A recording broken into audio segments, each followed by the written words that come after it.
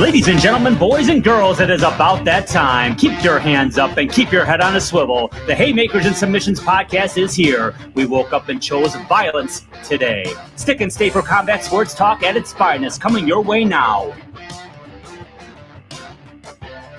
Welcome, everybody, to the Haymakers and Submissions podcast. My name is Dave Jasinski. You can call me Drew. Joined by Michael Mills. You can call him Chops. Chops, how you doing, brother? Man, you know me, man. Steelers had another win, big win at home. Now, I know they don't have them in the NFL, but I'm worried that tomorrow night, their Thursday night game against Cleveland, could be a trap game. Because they got up for Washington, they had to get up for Baltimore. They're expecting to put the ass against Cleveland, and then they got the Bengals who are coming on. You know what I mean? So it's I'm worried. I'm hoping it's not. I'm hoping they can get in, take care of business, and get up out, man. I'm worried. We'll see. We were worried about that here in Detroit against the Jacksonville Jaguars last week, and no such. No, you. Well, again, you're going to Indianapolis this week now. Yeah. And you got the Bears on Thanksgiving, and then the Packers the next Thursday night. So it's like it's easy to overlook that too. We're in the same boat, kind of, but I'm not really worried. This Lions team is scary folk. Scary folk. They lost. Yeah. Check this out. Alex Anzalone now has a broken forearm. He's gone for the rest of the regular season. So they're starting middle linebacker. They're starting strong side linebacker, and Derek Barnes has been gone for most of the season. That Hutchinson fellow's been gone since the Dallas. I mean, he won't be back unless they make the Super Bowl. Marcus Davenport's been gone since week 2.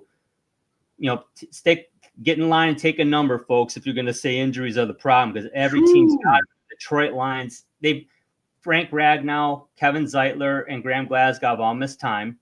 Taylor Decker have all missed a day, at least one game this year on their offensive line. So 3 of their starting 5, one of them's been out at one point in this season. Yeah. I mean, they lost Jamison Williams for a suspension. Yeah, I mean, it's part of the game, but we got two good teams there in Pittsburgh and Detroit. It's a lot of fun. They're very good. Pittsburgh's a surprise this year. Yes, absolutely. And I'm just glad Russ is doing well. A lot of people cast him out. You had an old Aaron Rodgers. You had coming off an Achilles. You had an old Kirk Cousins coming off an Achilles.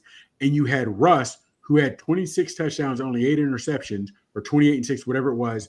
And people said, oh, the Broncos quit on him. He's no good.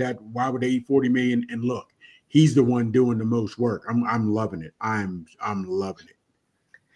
Always been a fan of his. I was actually really surprised that it didn't work out in Denver for whatever reason, but yeah, definitely a resurgent in Pittsburgh. So yes, I'm loving it.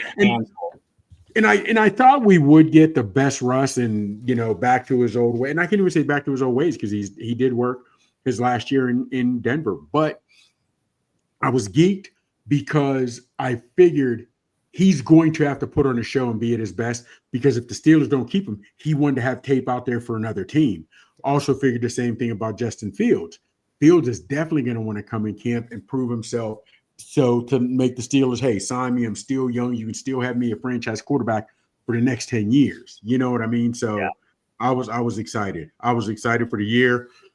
I'm suspect, but I'm excited the way it's shaping up, man. I really am. Well, all right.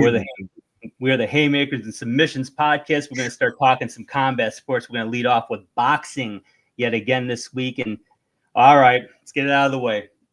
Jake Paul gets a unanimous decision over Iron Mike Tyson last Friday on Netflix, at least for those of you that didn't have streaming issues, apparently. I did not watch it, Chops, and I didn't watch, and I'll explain why in a little bit. But, I mean, you saw it, your thoughts on the fight.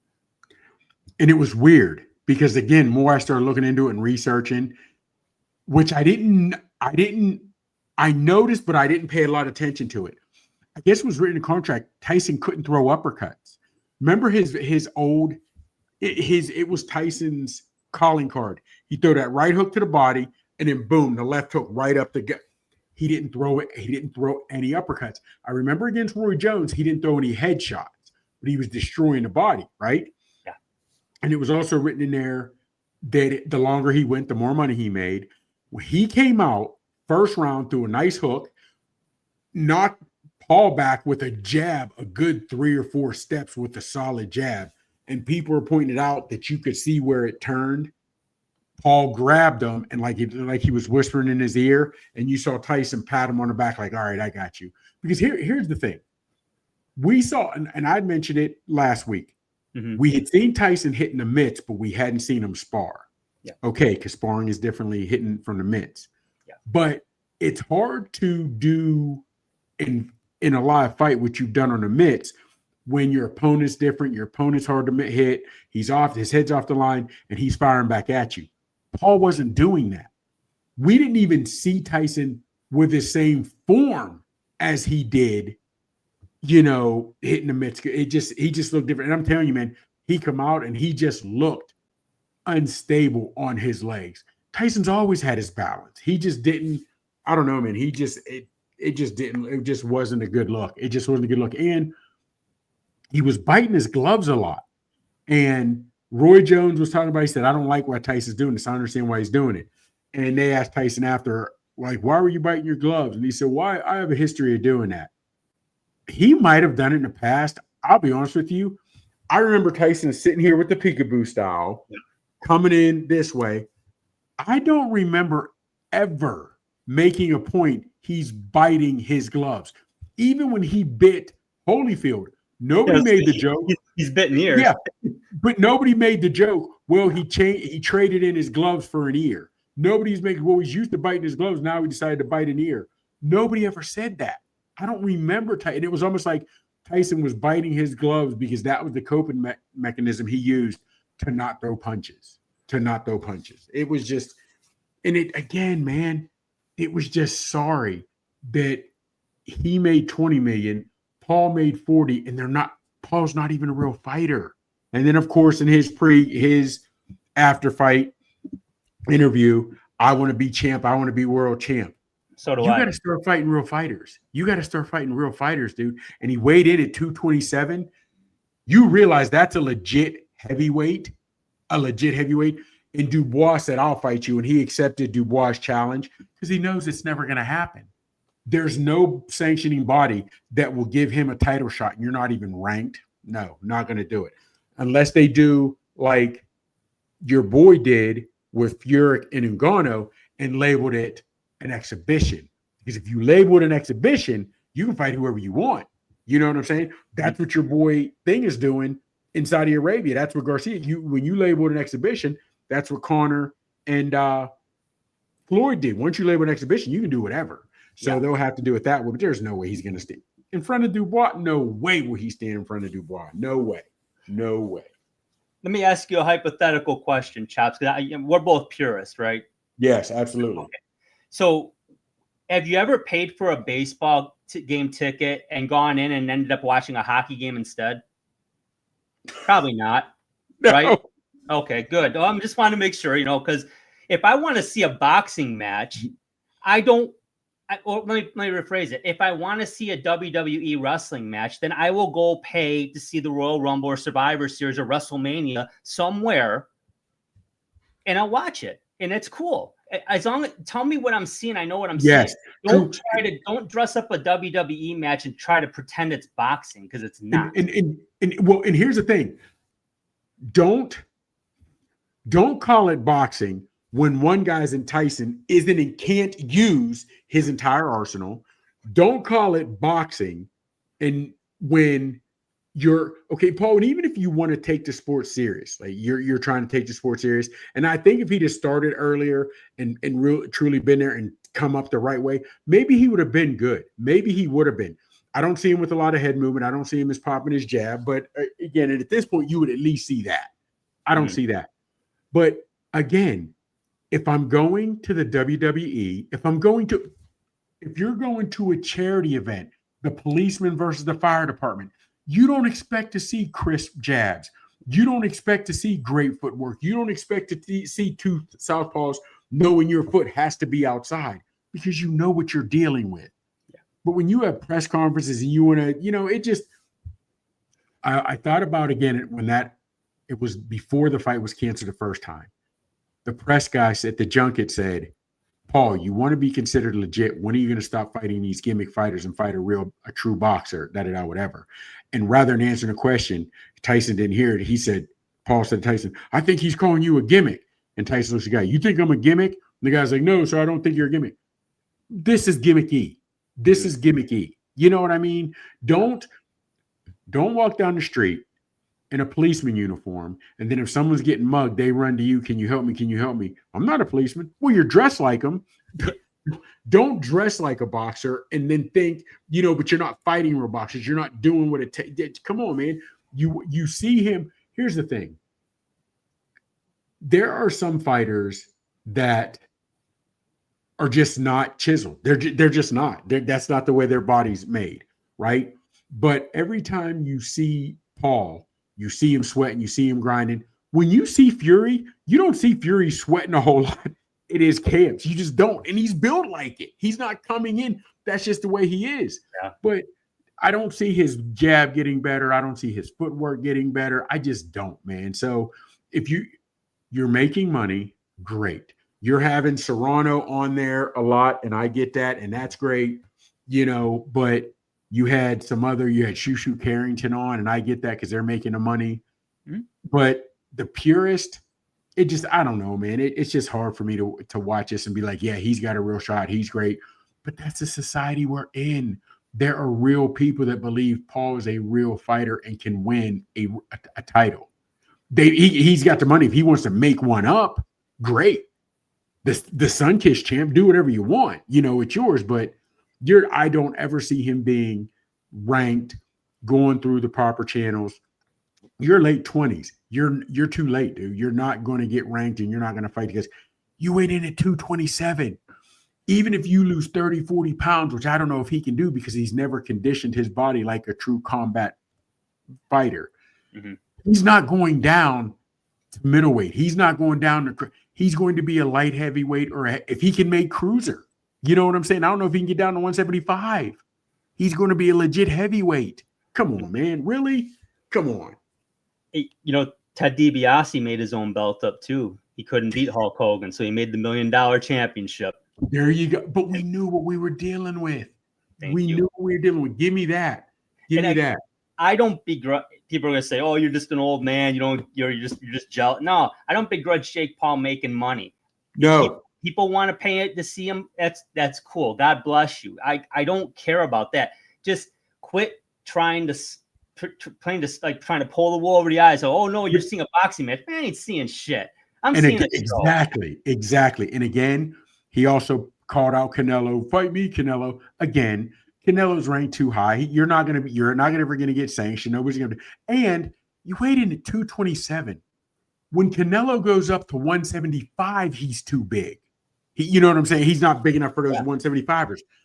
You're saying you want him to lose over 50. You're going to lose over 50 pounds. You even come down to 200. Come on, man. Although you're picking on a guy that's you're way bigger than. But you'll get destroyed. Canelo will destroy him. Don't get it twisted. They'll weight. What again? We'll use 16-ounce gloves. Canelo can only use his left hand every other round. Yes. He's got to do the Rocky Balboa, Rocky Marciano. He's got to have his shoelaces tied together. Come on, man. Yeah. Come on, man. You want to be taken. If you want to be taken serious, do what it needs to be taken serious. Because at this point, if you wanted to be taken seriously, even if you were getting out there fighting guys in real 4-rounders, professional boxers, and losing, you still get more respect in what you're doing. Man. Petr Biev took the bait on Twitter X. He's like, oh, you want to fight? Okay, I'm available. It's like, yeah, they're not. At this point, a lot of these real fighters, they love to make the bag, but at this point, they're like, you know what? I just want to shut this dude up. I want him to feel real power. I'm not giving up what I do. But then again, here comes the question. If these fighters agree to fight him and they're doing MVP, which is his most valuable promotion, he writes up the contract. He's going to say none of this, whatever have you. And I would hate to see even real fighters put their name on the line and put what they built on the line for the money. I'd hate to see it. Because there's no way Paul is going into a fight with real boxing rules, real gloves against a real fighter. He's not going to do it. No way. No way. I mean, Jake Paul probably could hang in a Golden Gloves competition. I don't doubt that. He's been fighting, been training. That's what he does. I mean, hold on.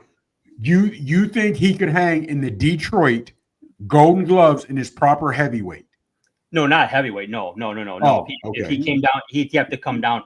He could not be bigger than super middleweight. So 168 to me, if he's heavier than that, he's getting knocked out by anybody. So now you're telling me this man who weighed in at 227 is now got to get down to 168? Yep. Hey, Chop, I weighed 220 in July of 2020, and I was down to 165 by December. It can be done. You're absolutely right. I was 46 when I did that. Yeah, it can be. He won't. No. Yeah, I just, to me, again, it's like, I get it. Yeah, people make money, and like you said, this is society. This is the way. Okay, great, but I mean, I'm just calling it out. It's a bullshit. It was a bullshit fight, and it is what. And now it's on Tyson's record, which he doesn't care. Everybody loves him. His legacy's sealed. I don't think it tarnished his legacy. It may with some of the younger generation that probably never got to see him fight anyway. But us who saw him fight know what he is, and we realized this was some joke and some bullshit. You know what I mean? What is it? There's always saying, bullshit a baker. You're bullshit a baker, you get a bun. Bullshit a bullshitter, you get none. And that's basically what it is. We who know it, you can't lie to us. You can't slick grease. You can't lie to us. You know, it is what it is.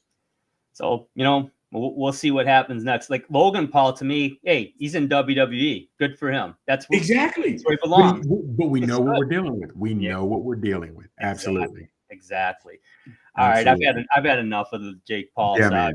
We got to move on. Katie Taylor, she got the UD win over Serrano in the rematch, 95-95 on all cards, Chops. But again, controversy.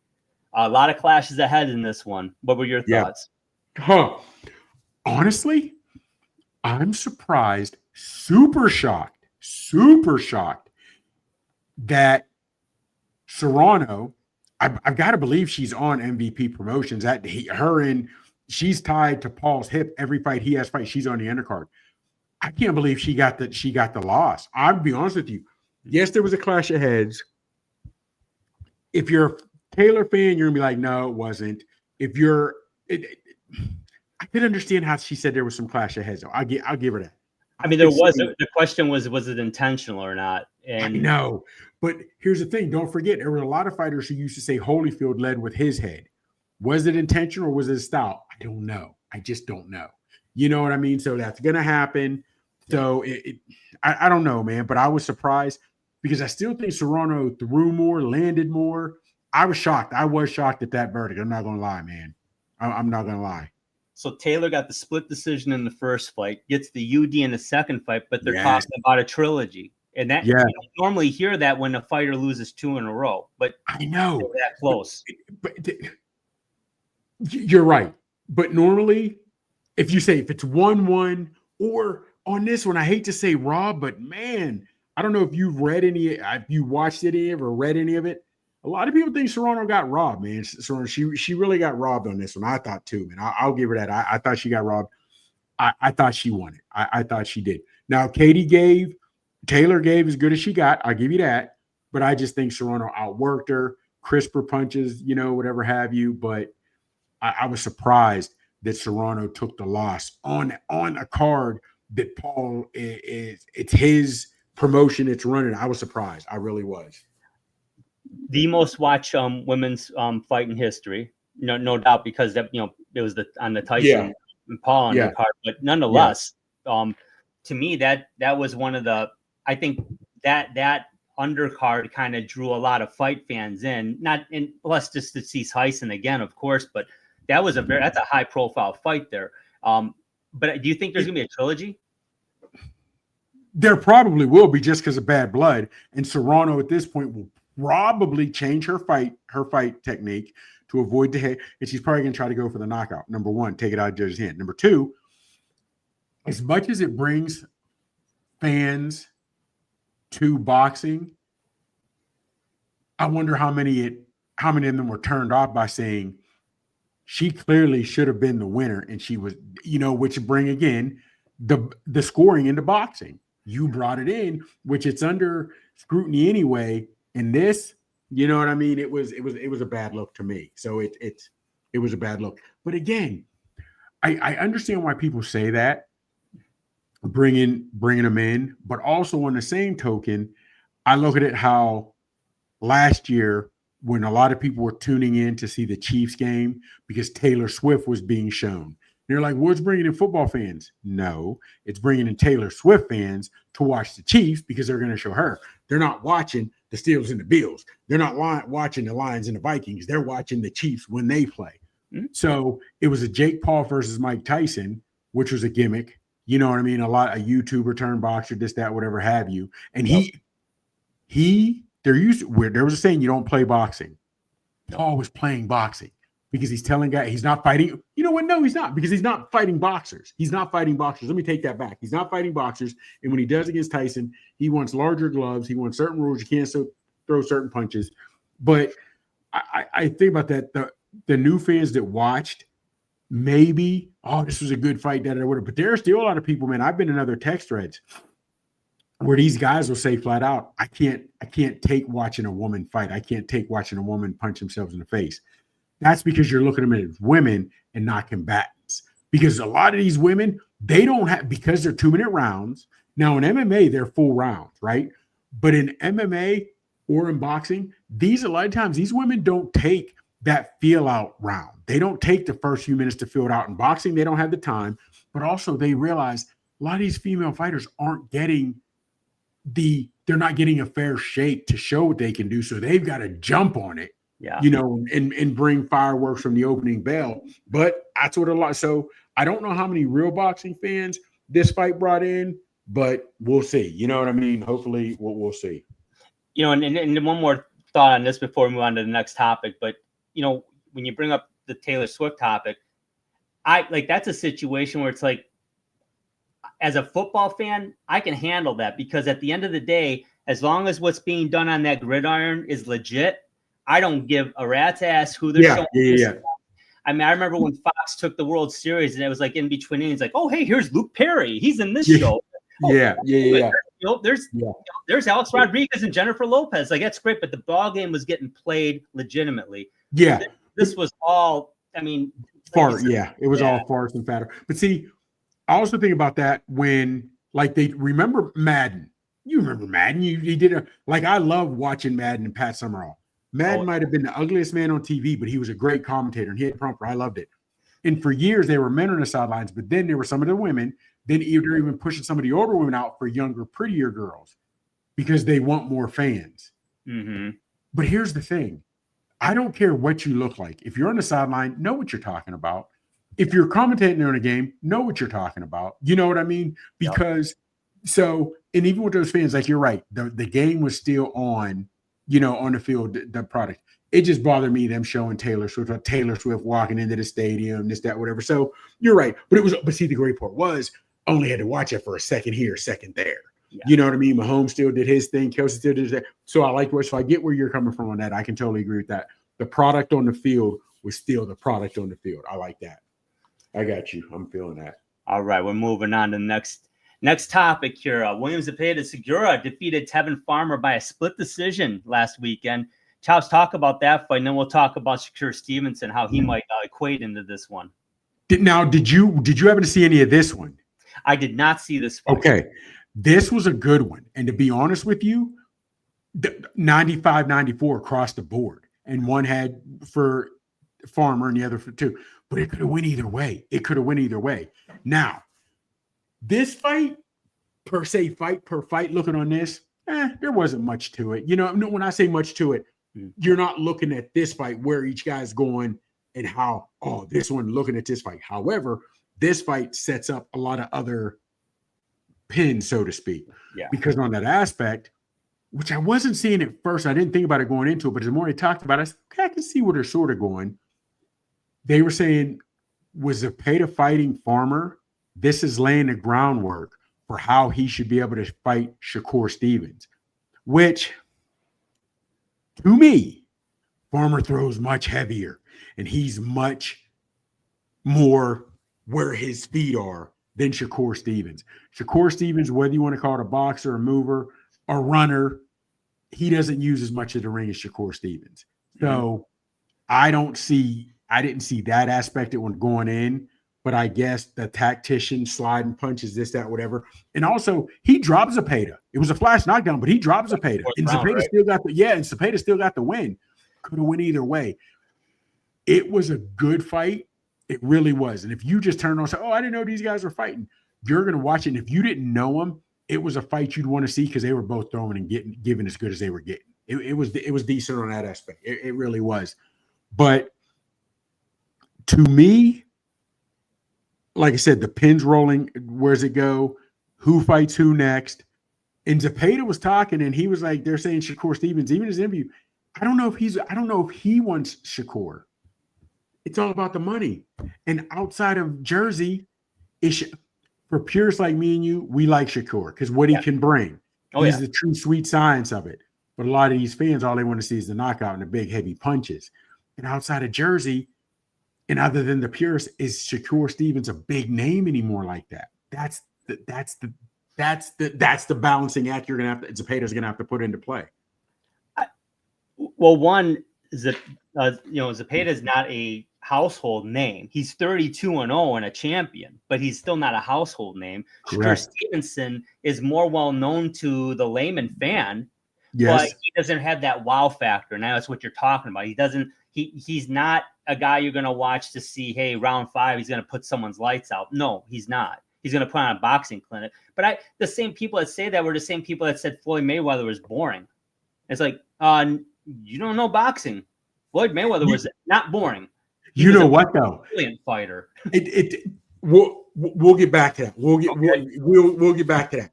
But you're right. And Zepeda throws heavy. He's a small guy, but he throws heavy. He throws heavy. There are some other fights out there, you know what I mean? Because Zepeda, and let's keep it 100. Shakur could do something for himself to maybe possibly bring more people out. Because in Zepeda fight, I just don't see Zepeda after this performance, and he beat Farmer. I think he wants bigger and better. I just do. I don't think he is going to want Stevenson. I don't think he's going to want Shakur. I don't. We'll be interested. We'll be interested to see, but I don't think he will. But we can see how it goes. But it's hard to say. I just, man, I wish you'd have seen it. And I like Shakur. He's a young dude. He's great with the sweet science, but he's not thrilling. You know what I'm saying? So I don't know, man. I don't know. What are you thinking with the future of either one of these guys?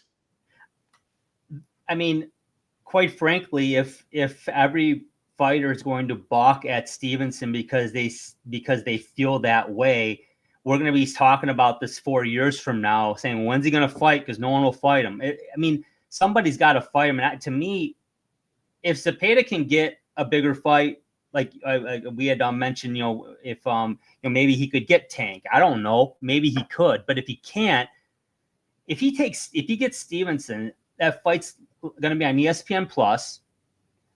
It's going to get a big audience. If what everyone's saying about Stevenson is legit, then Zepeda probably will beat him. Now he's 33-0. He's got that win on his belt, and now he's got some street cred, so to speak. He's got his name out there. He's more known now. He can maybe get that fight. I don't think he has a shot at getting Tank, but who knows? Stranger things have happened, right? I mean, it would make sense to me that he would fight Stevenson because they're both undefeated fighters, both have championships. I would like to see that fight because if Stevenson is legit, then Stevenson will win that fight. And if he's not, well, then he's not going to win that fight. And then we'll know Zepeda something, and then we move on. I'm just kind of tired of talking about Stevenson as being not, and I get it, and I agree with you. He's not a guy that people are going to clamor to see, but damn, I want to see him fight. Well, okay, you do, because we're purists and we like to see him fight. Yeah. Man, and that's where we sort of disagree. I hate to say it, man, but I just I just don't see Stevenson as an exciting fighter. He's great at the sweet signs. But he does, excuse me, I don't want to say run a lot, but he uses every bit of that ring. He just does. You know what I mean? Yep. Now, here's the thing. Also, Zepeda's 35 years old. He doesn't have a whole lot of, you know what I'm saying? Yeah. So to me, if you can get Tank, I'm a fighter. I've got 27 knockouts. I'm a heavy puncher. I'm knocking Tank out, this, that, and the third. Maybe you get Tank in there because we're not going to see Tank and Zepeda. You know how it is. Styles make fights. Tank and Zepeda, that's not going the distance. No. That is not going the distance. Nope. Tank versus Shakur, is Tank ever going to catch him? Tank's, that's the issue. When I say catch him, he's going to use every bit of the ring. It's not, I just think, and to me, if I'm Shakur, first off, brother, why don't you go back and De Los Santos? You got booed in that fight. You won it handily, you all pointed him, but there was nothing there that anybody wanted to see again. And I don't know even if you can sell that rematch. I really don't. I just don't. But here's what I'd like to see. Just hear me out. Okay. Shakur Stevens versus Keyshawn Davis. I would love to see that fight. Yes. I would love to see that fight. Because Keyshawn is just as quick. Oh, yeah. I don't know if he has experience to cut the ring off yet. I don't know. However, Keyshawn is going to throw heavy leather. I'd even like to see Abdullah Mason. Abdullah Mason, the young cat who fought on the undercard? Oh, yeah. Be cool. Let's put it this way. If you were Shakur, if you wanted to avenge and show you're better than that Edwin De Los Santos, you could do that. You have a hard time fighting. You'd have a hard time. But again, even if he fights Zepeda, it's going to be on ESPN Plus. You're going to get that with De Los Santos regardless. You're going to get that with De Los Santos, right? Yeah. Now, or you could go for Keyshawn Davis. That's going to be fireworks. And it's a step up because of talent level, but I'd love to see what the young boy Mason can do. I'd love to see what Abdullah Mason could do against Shakur. Those are the three fights, but Keyshawn Davis and Abdullah Mason would be more exciting than Edwin De Los Santos. To me, I'd like to see either one of those. I'd like to see that. We agree on that. And Davis would be an awesome fight. Mason would be an awesome fight too, but I'd like to see him get a couple more under his belt before he would step up to Stevenson, because at the end of the day, Shakur Stevenson is one of the elite fighters in boxing right now. And you'd like to see a little more experience. Do a lot of chicken chasing and training because you're going to have to do some running. And that's, I'm glad you said that, because here's my thing. Okay, just follow me real quick. You made the comment that we could be in X amount of years, we could be sitting here where Shakur said nobody wants to fight me. But hopefully we're on the same page on this. Where Shakur would say nobody wants to fight me is significantly different than when Crawford was saying nobody wants to fight him. Nobody wants to fight Crawford because he was dangerous. He's going to touching you, figuring you out late in rounds. He's going to get you up out of there. People don't want to fight Shakur because he runs. I hate to say that, runs. I hate to disrespect a fighter, but they're going to say he runs. He's evasive. He just doesn't bring it. You know what I mean? And I'll be honest with you, man.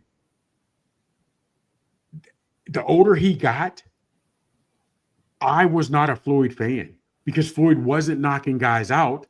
He wasn't getting hit a lot, but he wasn't knocking guys out. And towards the end there, Floyd was getting your picking tomato cans. He was fighting bum of the month. He wasn't fighting top-notch guys. So I'm not saying he's going to be 50-0 and looked at like Mayweather, but you and I look at Mayweather completely different because I give him his respect. He could shoulder roll and make you miss, you know what I mean? But I wasn't a fan of Mayweather. Now, when he was Pretty Boy Floyd, fighting Chop Corley and fight, that was good. When he became Money Mayweather, I understand he turned in for the business, but boxing is, you want to go think about it, big dog. When you talk to boxing purists, there are some guys that won't even put Floyd in their top 5 to 10. They'll go with the Pattersons, they'll go with the Sugar Ray Leonards, they'll go with the Marvin Haglers. they'll go, you know what, Sugar Ray Patterson's, they'll go with the other guys who brought it, who just, so that's the great thing about boxing, you know, it's what do you like? What do you like? So, you know, but it is, we'll see, man. We'll see. I just don't, I'm not up for a Shakur Zepeda fight, and I'm not up for a Shakur Edwin De Los Santos fight. You know what I mean? Because we know Mason's going to bring it. We know Davis is going to bring it. Yeah. If it's a boring fight with those guys, then this is all on Shakur. All on Shakur. You know what I mean? Because those guys are going to make sure he fights. Well, I would love to see either Davis or Mason. I think those are great suggestions right there. Honestly, that would be fantastic. And I like both those guys. I like Stevenson a lot. Don't get me wrong. And if he were to win that one of those fights, depending on who it is, I don't care. But you know, all respect to him, all props. But you're right. Boots, or excuse me, not Boots, but Bud and Triple G were avoided like a plague because guys knew they brought it. They brought it. People brought it. Yes, people didn't want that because it was going to be a loss and it was going to be a painful and an embarrassing loss. Yep. With Shakur, it may be a loss. It's not going to be painful. It's not going to be embarrassing because you'll see he's running. You'll see no. Let me ask you real quick before we move on real quick. Mm-hmm. Would you rather see a Tank Zepeda or Zepeda Shakur? Oh, Tank, no question. Okay, just making sure. Okay, just making sure. And then we'd rather see Shakur fight Davis than Mason. I got you. Yeah, I got you. Okay, and that's more narrow margin there. I get you. I'm reluctant to see Mason step up that soon because I think he's only 12-0 now. Yeah. So, you know, get a couple more fights in and maybe run it up, maybe run that a year from now or whatever, or a year and a half from now. I'm not sure, whatever the time frame is, but you know, yeah, I would love Keyshawn Davis. Makes a lot of sense. I got you. I'm feeling that. I'm picking up what you're laying down. All right. So we talk about who are the pound per pound greats now, yesteryear, but let's talk about who we liked personally. Who were the top 3 fighters in our books that we just really enjoyed. We grew up watching, or we watch now, whatever the case, and we just really enjoy watching them. And Chops, we're going to start with you. Let's talk about your choice. Now, listen to me. Okay. And everybody out there and our listeners and viewers. I came up with these 3. I could have easily went 5-7. It was hard. It was so hard. Yeah. The first 2 came relatively easy, but after that, it was rough. It was rough. But for me, one, I loved him. Roy, to me, pound for pound, the greatest. Not even who I liked watching, but it was Roy Jones because of he won or lost, he was bringing it. His hands were lightning fast. Just everything he did, and just the way even when he fought Tony, who Tony was hard for me not to put on this list, when he was doing different things and he did that, and then Tony tried to do it, and in a blink of an eye, boom, he hits Tony with that hook, sends him rocking. It was Roy Jones. Mike Tyson, number 1. Now you realize Usyk only has to beat Fury, and he gets all the belts. Tyson was the first one that started that. Burbrick, Bone Crusher Smith. He did that. Tony Tucker. He's the one who unified him. And I like watching that. Bruno too, right? Yes, with the power. You know, hit with the peekaboo style. I love that. So Tyson was somebody I always like watching because he'd always bring it. And I liked it because he was never the biggest heavyweight, never the tallest, but he's the one who showed, and a jab is all in timing. You can out jab somebody 3-4 inches taller than you, 4 or 5 inches longer reach when you have the proper timing. And Sweet Pea, Pernell Sweet Pea. Now, this is where I differ from you, where to me, Mayweather was Mayweather was a boring fighter. Yeah. Sweet Pea was not a boring fighter because he could plant his feet in a cement box and he could still make you miss, and he was still trying to dot your eye. Sweet Pea was trying to put them hands on you. Where, and if he could get the knockout, he was trying to get the knockout. He was trying to bring it to where, and I understand it was different eras, but where Mayweather was going with it, he was trying to just pity pat you, just trying to outpoint you. And that's where Sweet Pea was my guy, man. I loved watching Sweet Pea, just the way he could shoulder roll. He could fight in a phone booth, man. Sweet Pea was my guy, man. I loved it. I love watching all those guys too, and everything you said, I agree with 110%. I mean, there's so many great fighters we've been able to see in our, in our time. And, I mean, and real quick, and if we're doing it that way, very few heavyweights were on my list. Believe it or not, I liked watching Michael Dokes back in the day, but when I'm looking at it, I look at like Felix Trinidad, who brought it, Ike Quartey, who brought it. Whether you liked him or not, he done some crazy things in his after he's finished and retired, dressing in women's panties, all that crazy Oscar De La Hoya tripping. But when he was fighting, De La Hoya fought whoever you put in front of him. You know what I mean? I love Sugar Shane Mosley. I like D Hopkins, B Hop. There were so many cats out there. Bernard Hopkins. Oh man, it was hard. It was hard for me to come up with 3, big dog. It was. Yeah, and I struggled too. Although my number 1 was not a struggle, Chops, and that's Thomas the Hitman Hearns. Yeah, that's your guy. That's my guy. Was your guy. I grew up. I was like, wow, what's this sport? Oh, that's Tommy Hearns boxing. Okay, and 6-year-old Dave was locked in, and that's it. Yes.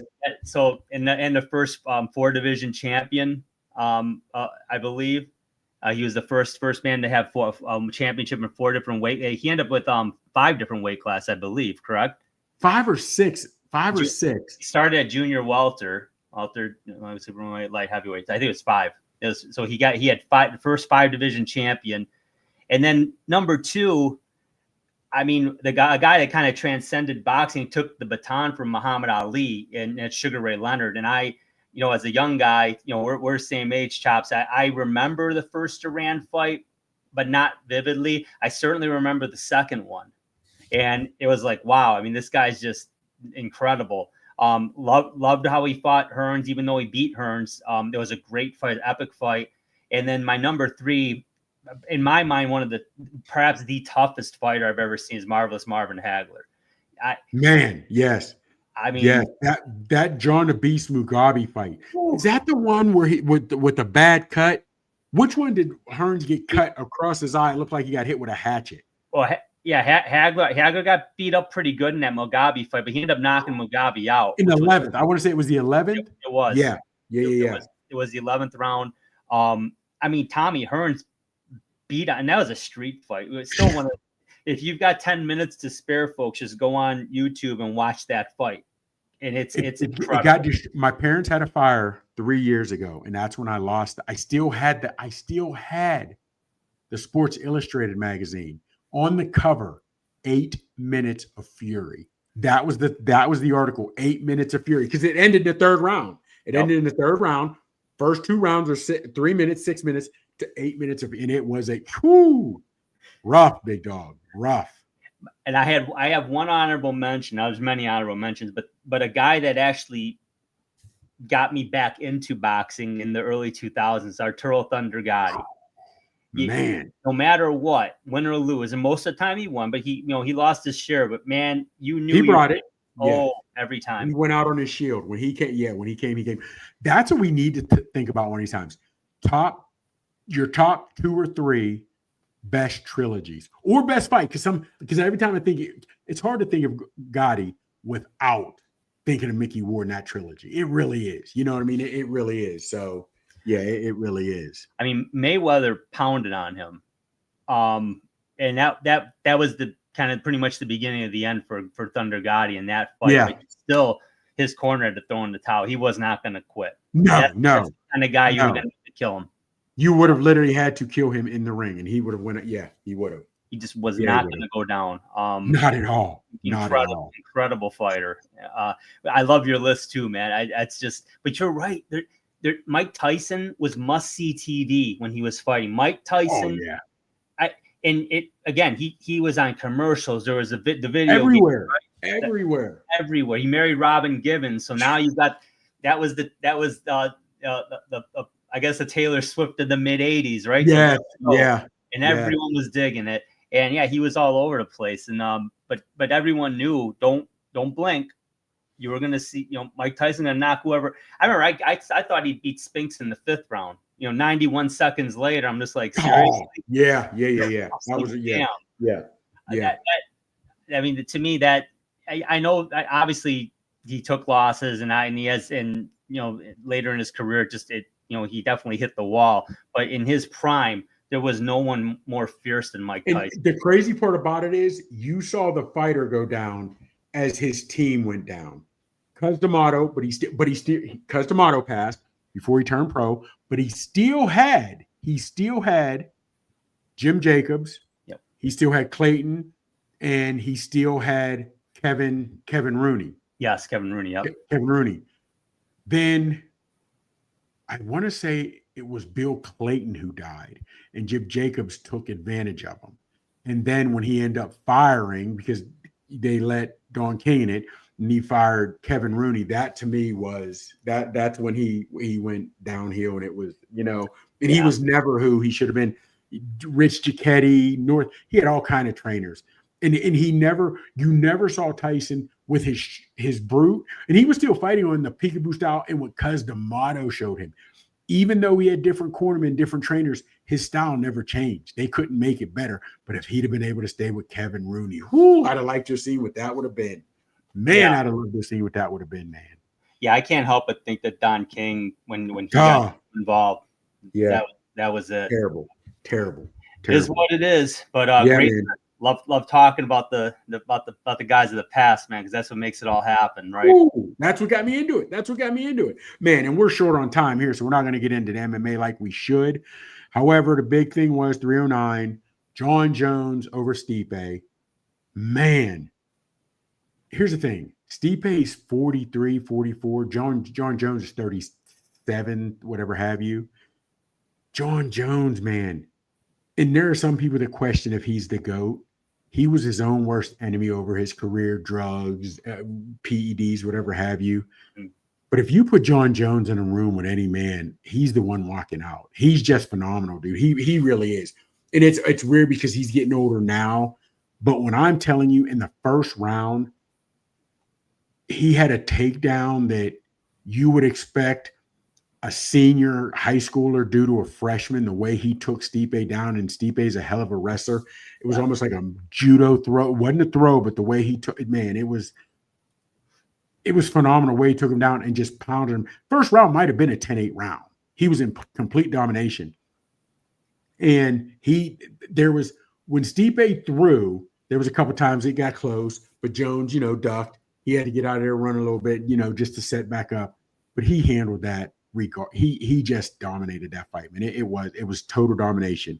Now Aspinall is fight me, and he's a young up and comer, and everybody's saying you're ducking him. Well, here's the thing, and like he said, I put my time in.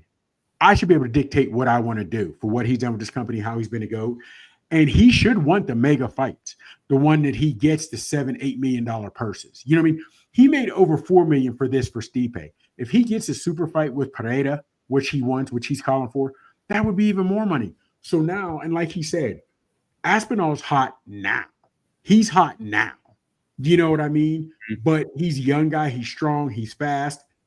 If you would have had him fight Jones 5-6 years ago when Jones is 30 about the same, Jones would have mopped the floor with him. I really think his toolbox is so much better. His toolbox is so much better still now. I just don't know at 37 if you can deal with this 20-some-year-old guy. That's the only issue. But he's like, why do I want to fight and tarnish my legacy? I beat an up-and-comer. I don't get anything from that. If I lose to an up-and-comer who's younger, stronger. I don't get anything from it. It does nothing for my legacy. That's what he's fighting for now, legacies. You know what I mean? So, of course, the fans, you're just ducking him. You're ducking him. Why would I fight an Aspinall? Again, I can lose more, maybe get a $5 million bag. You would think it would get more money than the Stipe fight. Mm-hmm. But if I can make even more in a super fight, let's do it. You know what I mean? Tyson just made $20 million. There's not another fighter he could fight for $20 million but he fought Paul for the $20 million. You know what I'm saying? So if that's what it is now, Conor McGregor fought Mayweather. We knew he was going to lose. Ngannou fought AJ, knew he was going to lose. Well, I figured he'd lose and he should have lost. But they went over to boxing because that's where the bag is. That's what guys are doing now, fighting for the bag. So if a mega fight can get you the bag, get your mega fight. You know what I mean? Get your mega fight in and do your thing, man. So if he fights Aspinall, he fights him. It is what it is. Mm-hmm. But we'll see. We'll see. Be interesting. I wanted to ask you before we move on to the next topic, though. They mentioned when he was warming up in the locker room, he was practicing that spinning back kick. He does it every fight. And the cool part about it is he throws that spinning kick, but he never throws it to the head. He throws it to the midsection. So he's going to hit something, and he always throws it. Smart. Now, if you're talking about Aspinall, real quick, going back to that, Aspinall, I don't think has ever been out of the second round. So if he gets into the second round and it's not going well, he can't catch John, this, that, and the third. It could be interesting. You know what I mean? Because he's just so much bigger and stronger, and people are standing there fighting flat-footed in front of him. Jones is not going to stand flat-footed in front of him. He has that spinning kick, but he also has a jump side kick that he throws to the knee. That a lot of no heavyweight. There's nobody else really throws it. You know what I mean? So that could be interesting. So it'd be a good fight to see where Aspinall's skills are, to see if he can get dragged in, because if he doesn't hit you with that haymaker first round, how deep can he go? How deep can he go? You know what I mean? So that'd be interesting to see. But I don't know, man. But he picked Stipe apart, which I figured he would. And it was impressive, man. It really was. And Stipe, he retired right there. He retired right then and there on the spot. He retired. So we'll see, man. We'll see what happens with now. Again, he could go somewhere else and fight Stipe, and fight your boy as an exhibition somewhere else, because that's who did the first super fight? Was it? I don't know what it was. I want to say Dustin Poirier was it Dustin in Gaethje? I don't know. Somebody had a super, and they said we'll call it an exhibition, and they called it an exhibition because at first UFC wasn't going to sanction it. So the UFC ended up sanctioning because they realized, well, if they're going to do this anyway, let us get paid, whatever have you. Yeah. So you can always do, because once you do an exhibition, we still get to see the fight. It may not go on the guy's records, but we know who won. We know who won. You know what I mean? So that could be something to see. So I'm interested to see where it goes, man. I'm interested to see where it goes. All right. Let's talk about the Oliveira and Chandler fight. So Chandler gets beat by a unanimous decision. Let's talk about it. Chops, what'd you think? Man, I'm a big Oliveira fan. And Chandler brings it too. When in these fights, they're not going to distance. I'm surprised this one did, to be honest with you. But normally when these guys fight, somebody by Oliveira is normally getting choked out. By Chandler, you're getting knocked out, right? And for the 4 of the 5 rounds, Oliveira handled him. I mean, his boxing was pinpoint. Now, take it out of your mind when I say pinpoint boxing. You're thinking boxer. Pinpoint boxing in MMA is significantly different than boxing in boxing. Because when you throw your punches in boxing, throw that jab, keep your hand up, answer the phone. You got to move. You throw something, you got to get your head off the line. They don't do that a lot in MMA. They don't do that. If you start doing this, slow down punches in MMA, and you'll see a guy throw a punch and hit with the side of his fist. Because almost like when you throw a hammer fist, you'll hit with the side. And that does bring power. You'll never see a boxer do that. When you see a guy in boxing, he'll throw that jab, and at the end, he might twist it, turn it over a little bit. When that leather hits you turn it over, I can cut you. You don't see that a lot. They'll throw that jab and just you don't see that in MMA. So it's different when I say bit boxing. But he was sticking him. He was giving Chandler fits, which totally shocked me, because Oliveira as well, he's been known to get hit and get rocked early in fights. But once he gets rocked, he goes to the ground. He brings you get down there with him. Now you're in his world. He can buy time, get rest, what have you, and do what he needs to do. But that, honestly, man, great fight. It really was. And it worth the price of admission. It was really worth the price of admission. That was a good one, man. It was a good one. Awesome. Now let's talk about what's coming up next this weekend. I believe Petr against Deiveson Figueiredo, UFC Fight Night. Chops, who do you like in this one? Oh, man. Okay, listen to what I'm telling you. 130, 135. I think it's 135 because I don't think they're 125. I think it's 135, right? Yeah, they're fighting at Bantamweight. 135. Drew, there will be blood. These little cats are going to bring it. Listen, I'm telling you, these cats are going to bring it, right? So here's the thing. Petr Yan's a wrestler. Figueiredo is a jiu-jitsu guy. They both throw it standing up. Standing up, they will both get down. They're not afraid to get down. I honestly, right now, for me, this is a pick'em. It really is. I think Yan may be a year or two younger. So just having that, I might say Yan would go in being a favorite. Now in MMA, and I assume maybe it is the same in everything, but in MMA, when they say like the stat line, right? Like you're minus 115, this, that, and the third. Mm-hmm. When you're the closer you are to minus 115 or whatever, it's more even. So say you and I fight, and it is you're a one going in, they announce you first, and you're a plus 120, right? Or you're a minus 120. And then they'll say, okay, well, if he's a minus 120, they're about to name Chops. Chops would probably be somewhere about a 120 to a 130, plus 130, because we're going to be somewhere close to 115, because 115 is even line. So if you're only a minus, and the lower you get minus means the more favorite you are. So if you're a favorite, but only a minus 120, then I'm the underdog, but it's more like close to a pick 'em anyway. You know what I mean? So I don't know what this fight will be on that aspect, on who gets the nod and who's the favorite. But having said that, you figure Yan is late 20s, early 30s, right? And then you've got your boy Figueiredo, who I know is over 35. I know it. Now, speed, Figueiredo all day. Figueiredo all day is going to be with the speed. With speed comes power. We know that. So he may be able to catch Yan coming in, but Yan's going to be the stronger fighter. Big dog. Honestly, if I had to pick one, I'm going to go with Yan. I'm going to go with Yan. And I be honest with you, I don't even know why, because both toolboxes, they're gritty, they fight. Figueiredo is strong, is faster with that power. He's got speed.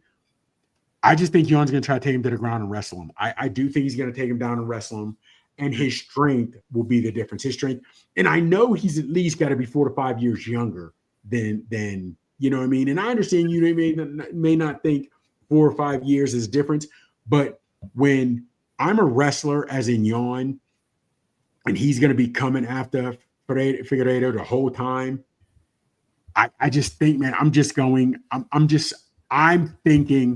I'm going to go Yan. I'm really going to go Yan. That's me. Yeah, I mean, I'm actually looking forward. I might be able to watch this one because I really have been reading about it a little bit this week, and yeah, I mean, you're exactly right. It's very close. It's very close. Now, see, here's the thing, though. The card could be very interesting. The card itself could be very, very interesting. However, in doing that, there's not a lot of big names on it. So, like the last UFC just 309, you had big names on that card. Mm-hmm. You had big names. You had Bo Nickel fight. You had Oliveria fight. You had Chandler fight. You had Stipe.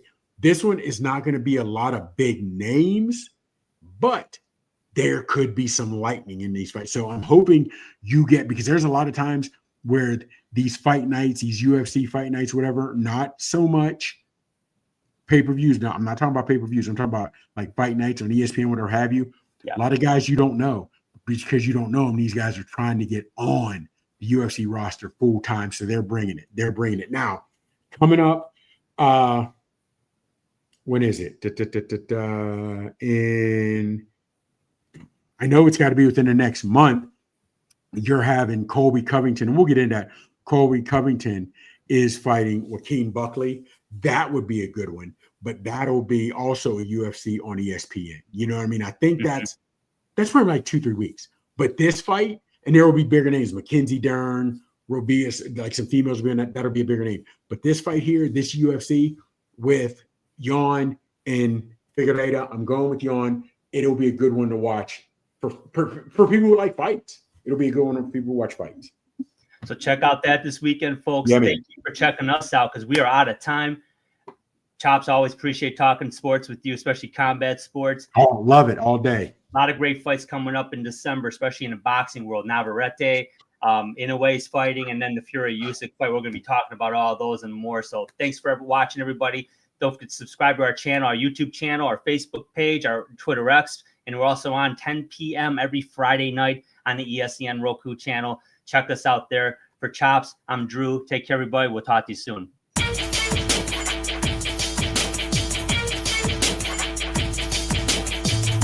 Thank you for watching the Haymakers and Submissions podcast. You can find us on the ESEN network on the Roku app every Friday night at 10 p.m. Eastern Standard Time beginning on October 4th, 2024.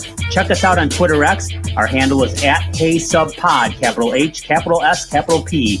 You can also subscribe to our YouTube channel so you don't miss a single episode. Just go to your web browser and type in www.youtube.com/@Haymakers and Submissions podcast, as we will drop content weekly. Whether it's boxing, MMA, or wrestling that gets you fired up, you'll get all you need right here at the Haymakers and Submissions podcast.